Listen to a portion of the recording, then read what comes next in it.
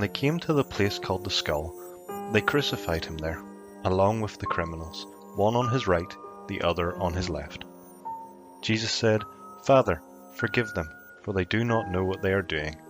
And they divided up his clothes by casting lots.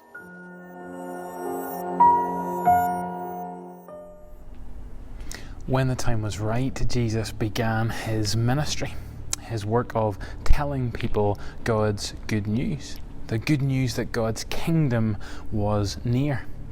Now, the prophet Isaiah had long before this shared God's words with his people, and he gave them hope, telling them that a king was coming who would be mighty, everlasting, full of peace and wisdom, and that this king would establish a kingdom of justice and righteousness. The promised king had arrived, and his name was and still is Jesus. God's just and right kingdom was at hand. People began to follow Jesus, some because of his message and others because this message was accompanied by amazing and miraculous things.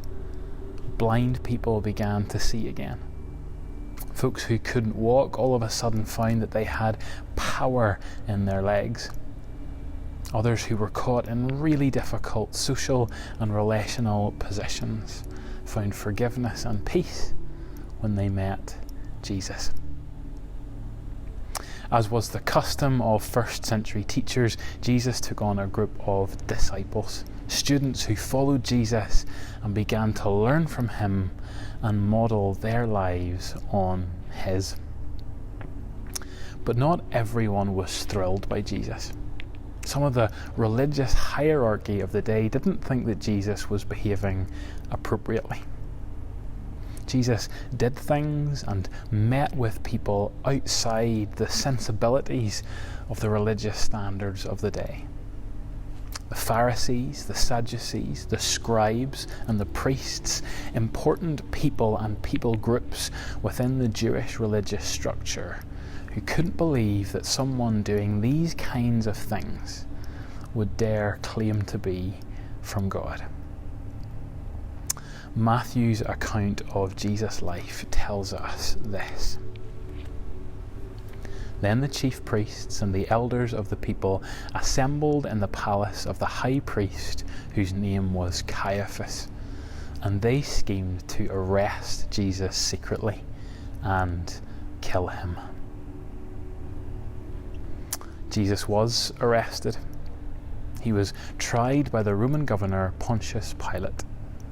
After his trial, Jesus was sentenced to death by crucifixion.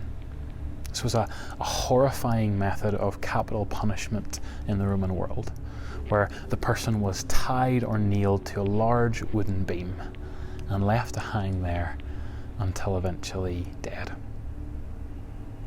There's something truly important happening at this moment in God's story, but to fully understand it, we have to go right back to the beginning. In the garden, our ancestors used their will to turn away from God. The perfect relationship with God had been fractured. But human beings were never meant to live apart from God. We were made by him, we were made for him, we're unfulfilled without that connection to him. So God had given his people instructions for worship that would allow them to know something of that relationship with him. God is just, and so he can't let human indiscretion go unpunished. Someone has to take the blame. God's people were given the instructions that they were to take spotless, blameless animals, like a lamb, and give them to God as a sacrifice. The animals would serve as a substitute, taking the blame for all the wrong things the people had done. It was called atonement. And if you break that word down into 3 parts, you'll see that it's at one-ment. It was a sacrifice through which people were made at one with God, the way we were always supposed to live. But these sacrificial acts were always temporary. People had to keep coming before God with these sacrifices. All of that changes with Jesus.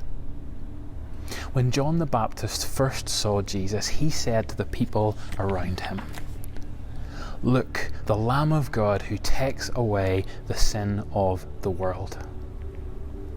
When Jesus went to be crucified, it too was an atonement. His sacrifice was to make us at one with God. But this wasn't like the lambs that people had used in the past, because Jesus was no mere animal. Jesus was and is God, fully man. John, who was with Jesus at the crucifixion, records for us that as Jesus breathed his final breath on the cross, he said this, "It is finished." With that, he bowed his head and gave up his spirit. It's the most beautiful act of compassion as God, our Creator, who loves us so dearly, in the person of Jesus, lays down his life for us. In Jesus, God stepped into our world and declared that he would accept the just consequences for all of the wrongdoing that humankind had ever and would ever do. One final sacrifice, making the ultimate peace between God and us. It is finished. Jesus, the God-man, had, through his sacrifice, conquered sin. But he is God, and his story doesn't end in death. Just 2 days later, he would conquer that too.